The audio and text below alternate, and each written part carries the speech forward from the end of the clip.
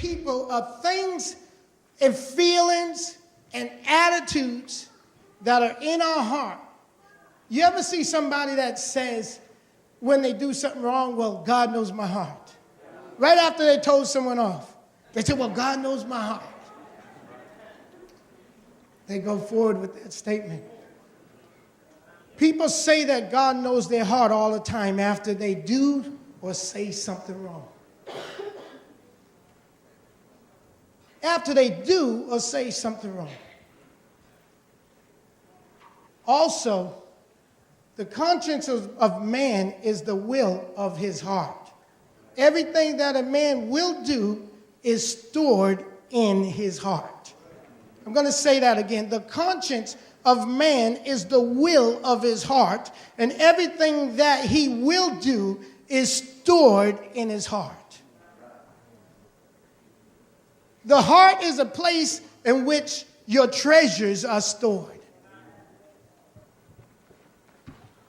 The treasures that are in your heart are things that are valuable to you.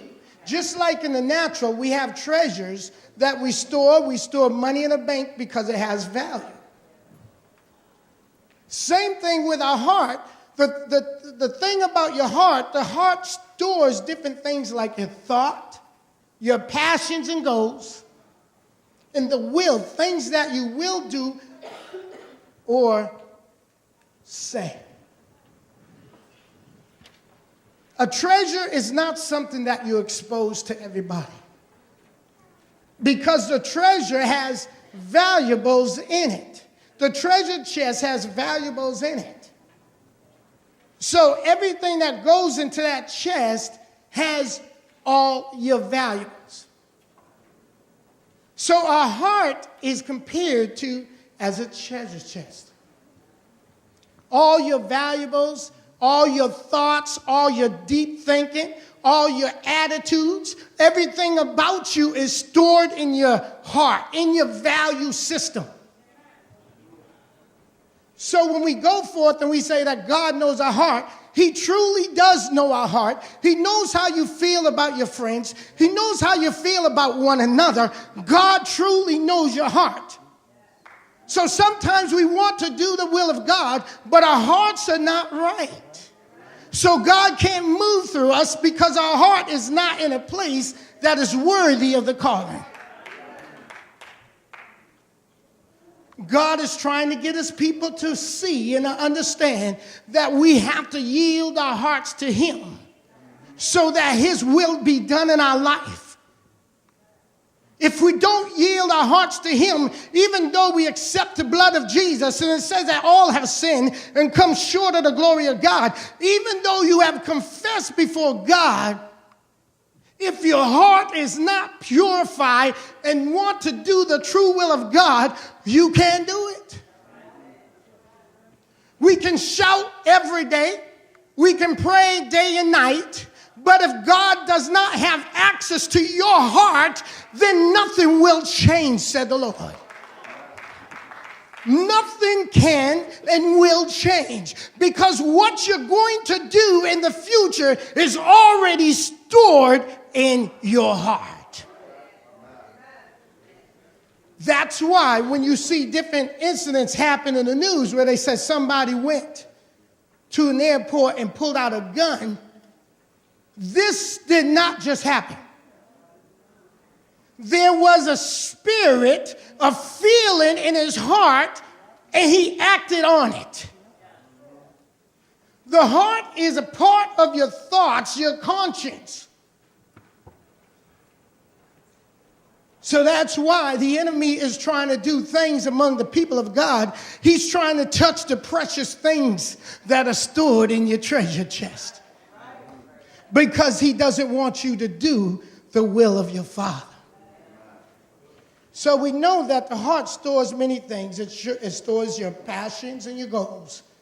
So when you go forth in life as a child, you don't say that you want to be strung out on drugs and crack. You don't say that you want to be an alcoholic. Your passions are stored there. Your desires and your goals are stored in your heart, And you can't become anything unless you protect the heart. Every desire that you want to accomplish, every goal that you desire to accomplish cannot be done if you do not protect your heart, because the enemy has his target on it, his sights on it, and he's trying to take out your heart. So when a person says, you know, I want to be this, I want to be that, I want to go forward in the Lord, the enemy hears, and he's going to go for your heart. When I talk about the heart, I'm talking about things that are precious to you. Your family is precious to you. Where are your children stored? In your heart. Someone messes with your child, you're going to do something about it, because they're precious to you. That's the same thing with God. We are precious to him, but the enemy desires to get in. The next things are wills. Everything that you want to do, want to accomplish, the enemy is on it. He is trying to take it down. Let's go to Jonah 1 through 12.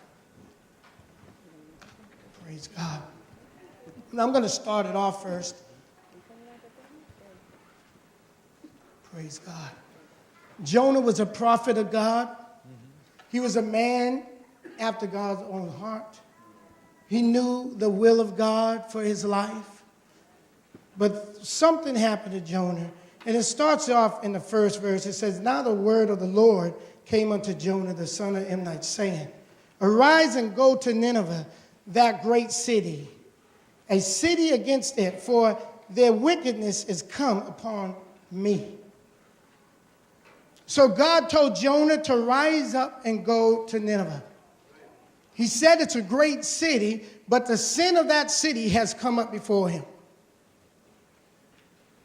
So God told Jonah, who was a prophet, to go and deliver a word to them. So it says in the next verse, it says, but Jonah rose up to flee unto Tarshish from the presence of the Lord, and went down to Joppa. And he found a ship going to Tarshish. So he paid the fare thereof and went down into it to go with them unto Tarshish from the presence of the Lord. So in the third verse, God said, go this way.